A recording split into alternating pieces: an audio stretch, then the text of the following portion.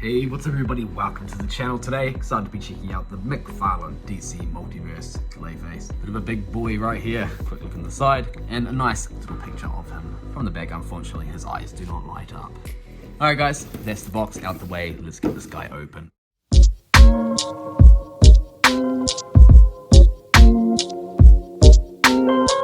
And here we have Clayface out of the box, and this is one big, strange looking unit. Hopefully you can sort of make out some of the key details in here. It's really yucky, grimy, brown looking. The lighting's not doing the best justice, but we've got these nice little details here on his shoulders, like faces that he's obviously absorbed, which is quite a cool, quite twisted touch there. Quick look at the back.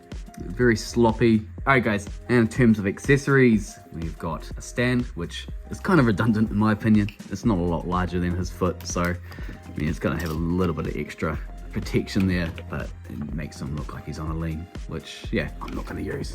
And then we've got a nice little collectible card of Clayface that I can give to one of my kids, and they can fight over it. That's it for accessories. Let's move on to articulation. We'll do some comparisons and I'll close off with some final thoughts. Stay tuned. So in terms of articulation for the head, we've got a nice jaw that can open and close to make him look like he's eating something. And I just think the look of this guy, the design of it is just, it's fantastic. It's gross. The head, that's pretty much it. So you don't have a lot of swivel there, no up or down at all, really. Yeah, you might want to be careful too. It does sound quite hollow inside of here, and these things, I'm not too sure how well they are connected together.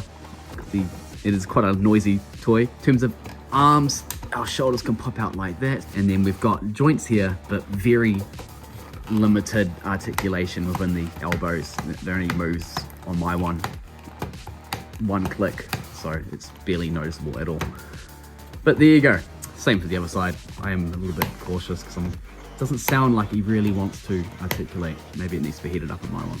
I'll have a look at that later. And there's also an articulation joint on his hand here, so you can swivel the wrist and it can bend out or in that much. And the same for the other side, except I haven't broken that one in yet. Okay, this one needs to be heated for sure. But yeah, there you go. So there's a bit of movement there along the wrists as well. Then we've got torso joint here, which is soft. So this is all soft in here. It just helps him move around a bit more. He doesn't really keep the pose because of the rubber, but the fact that you can do that is quite cool. Moving forward, we can get him crouching down like that, or back like that. We've got the legs. Legs can pop out nicely. So right up and right out to the side. You can do the splits. It's very cool. And then again, similar to the elbows, except they do want to move a little bit more.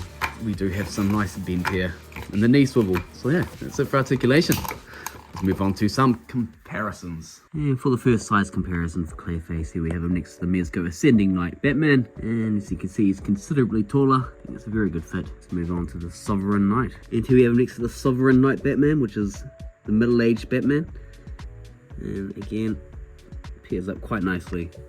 And that suit is starting to look a little bit coloured now. It's not looking very normal. So there's that.